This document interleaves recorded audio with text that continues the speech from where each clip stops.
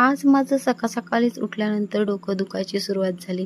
रात्रभर झोपली नाही, म्हणजे झोपच आली नाही आणि सकाळी डोकं दुखायची सुरुवात. मग मी झोपली होती तिथे मणिमावसुद्धा आली आणि आमची मणिमाव तर तुम्हाला माहितीच आहे कशी आहे, खूपच गोड. तर गालावर हात ठेवून काय झोपते, कशी काय झोपते ती. तर माझं तर डोकं इतकं दुखत होतं, काहीच कळत नव्हतं मला आणि जायचं होतं बाजारात. मिस्टर आज चिकन सेंटरला होते, त्याच्यामुळे मला बाजारात जायचं होतं. तर बाजारातली सगळी कामं केली. माझा मुलगा आणि मी गेली होती बाजारात. तर तुम्हाला सांगते ना, आता येतावेळी मुलाच्या पाठीमागे बसून गाडीवरती यायला इतका आनंद होतो. जेव्हा मुलं आपली छोटी असतात तेव्हा आपण कड्यावरती घेऊन फिरत असतो आणि मुलं मोठी झाली की ती आपल्याला गाडीवरती घेऊन फिरतात.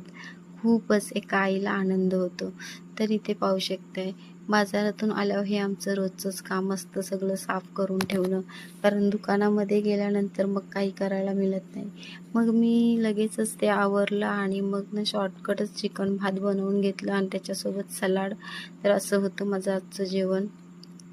आणि डोकं इतकं दुखत होतं, तुम्हाला सांगते. उन्हात खूप फिरली ना, त्याच्यामुळे. ऊन तर किती आहे तुम्हाला माहितीच आहे, सगळीकडेच ऊन आहे. आमच्याच गावाला असं नाही, सगळीकडेच खूप ऊन आहे. मग काय लाईट गेली, त्यात काय झोप येत नव्हती बिलकुलच. त्याच्यात डोक्याचं इतकं गोळी घेऊन सुद्धा डोकं आज राहत नव्हतं माझं. मग मी लगेच फ्रेश झाली आणि रेशनिंगवर आलेली आहे. तर तिथे सुद्धा खूप गर्दी, त्याच्यामुळे बसूनच राहावं लागलं. आणि मग संध्याकाळी आली मी दुकानामध्ये आणि तुम्हाला सांगते, इतका अचानक पाऊस आलं. वारा वगैरे काहीच नव्हता आला आणि अचानकच जोरदार धो पाऊस आलं.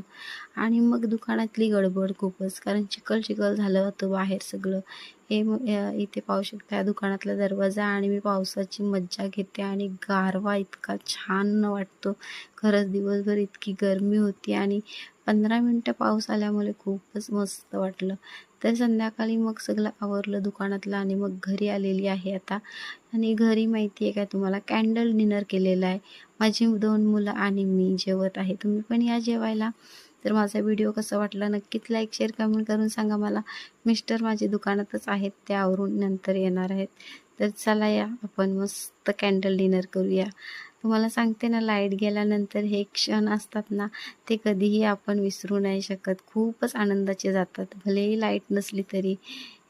जेव्हा लाईट नव्हती तेव्हा लोक अशीच बत्ती लावून त्याच्यावरती सगळं काही करायची. चला तर व्हिडिओ कसा वाटला नक्कीच मला लाईक